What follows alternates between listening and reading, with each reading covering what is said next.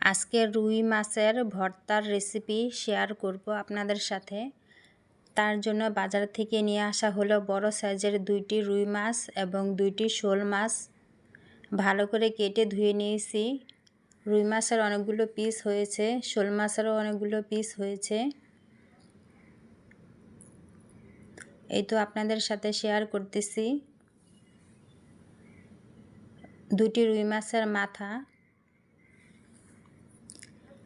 মাছের কলিজা এবং ফুলকাও নিয়ে নিলাম। এখন চলে যাব রান্নাঘরে। 4টি বড় সাইজের রুই মাছের পিস নিয়ে নিলাম। দিয়ে দিলাম লবণ, হলুদ মরিচের ফাঁকিও দিয়ে দিব।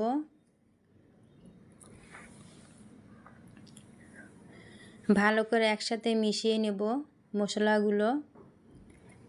এখন ফ্রাই প্যানে মাছগুলো খুব সুন্দর করে উল্টিয়ে পাল্টিয়ে ভেজে নামিয়ে নিলাম। মাছের কাঁটাগুলো বেছে নিলাম। এখন নিয়ে নিলাম 2টি বড় সাইজের মূলা।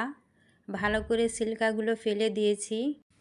2টি মূলাকে 4 পিস করে কেটে নিয়েছি। এখন গ্রেটারের মাধ্যমে কুচি করে কেটে নিয়ে নিলাম। দিয়ে দিলাম সামান্য পরিমাণ লবণ। ভালো করে লবণ এবং মূলার কুচিগুলো চটকিয়ে নেব।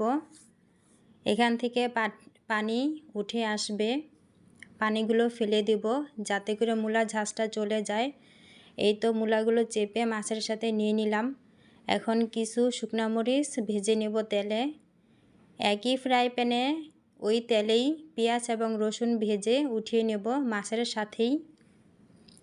এই তো রসুন, পেঁয়াজ, শুকনো মরিচ, ধনিয়া পাতা, মূলা, মাছ একত্রে সব কিছু নিয়ে নিলাম। এখন শুকনো মরিচগুলো পিষে নেব।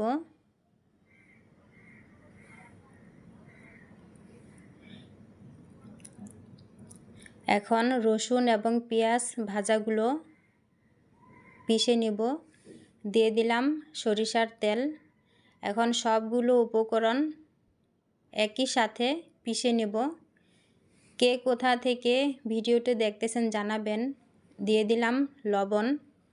এই তো সবগুলো উপকরণ একসাথে মিশিয়ে তৈরি হয়ে গেল রুই মাছের খুব মজার ভর্তা। আপনারা এই শীতে বানিয়ে খাবেন গরম ভাত দিয়ে। আল্লাহ হাফেজ, ভালো থাকবেন।